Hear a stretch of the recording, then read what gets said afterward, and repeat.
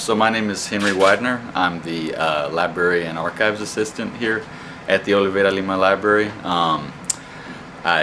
Most of my job includes cataloging, organizing our archives, personal papers of Manuel de Oliveira Lima. He was a diplomat, a historian, a writer, a traveler, and later in life a professor of international law here at CUA. He decided to donate his private collection to the university in 1916. This donation was accepted by the Board of Trustees at the time, but because the situation the world was in, World War I, and the difficulties to bring together what at the time was already a collection of around 40,000 books plus works of art and manuscripts, photographs, and all sorts of other things. The collection only really started to arrive here on campus in 1921, and in 1924 it was officially open to the public. COVID was a pretty big shock for all of us. But we've been able to sort of make some lemonade out of these lemons per se, and really start to focus on some long-term projects that we'd have in mind for quite a while that we weren't able to do because of the daily, demands of the library. So one thing that we've been doing is provenance studies, which is really kind of the history of the book and how to trace the history of the book through marks that are left in books. They can be new, obviously. Our collection here is quite old and rare, so there's a lot of stories to tell with our books. One example is this book here called The Voyage de François Pirard.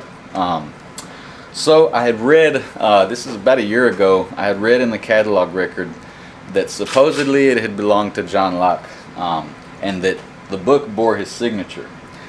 Well, I couldn't find the signature. I combed through it. This book is also available digitally.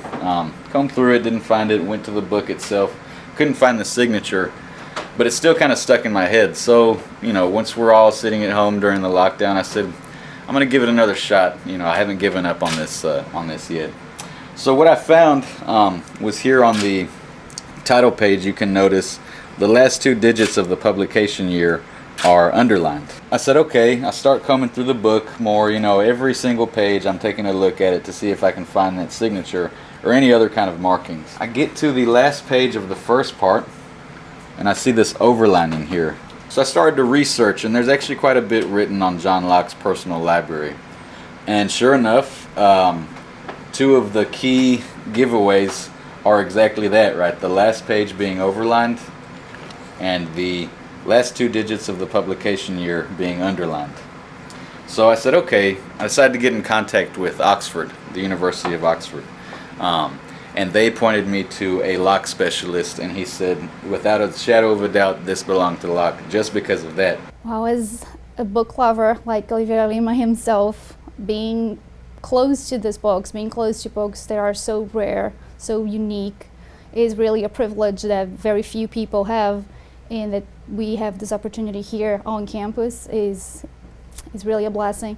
And I think what is more rewarding of our work is to be able to help people, help researchers from all over the world to find the treasures that we have here at Catholic University and help them to really conduct cutting-edge research in the humanities and social sciences.